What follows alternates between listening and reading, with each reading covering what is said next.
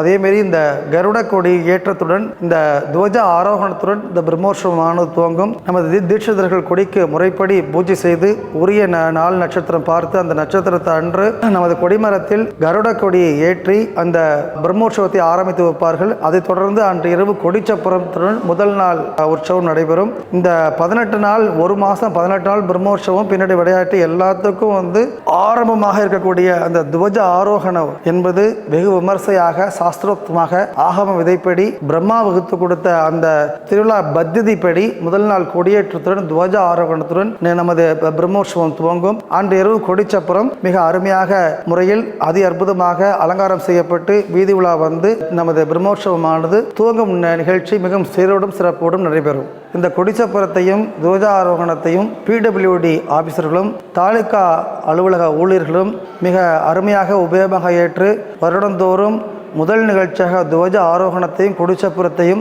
சீரோடும் சிறப்போடும் நடத்தி வருகிறார்கள். அவர்களுக்கு எல்லாம் வல்ல செங்கமலத்தாயருடைய ஸ்ரீ ராஜகோபால சுவாமியின் பரிபூர்ண கிருபாகடாட்சத்தை பெற்று அஷ்ட ஐஸ்வர்ய ஆயுள் ஆரோக்கிய திவ்ய திரகாத்திர வஜ்ர சரீர குபேர சம்பவத்துகளை பெற்று அவர்கள் வாழ்க்கையில் வாழ்வாங்கு வாழ வேண்டும் என்று எல்லாம் வல்ல ஸ்ரீவித்யா ராஜகோபால சுவாமியை பிரார்த்தித்துக் கொள்கிறோம். நன்றி, வணக்கம்.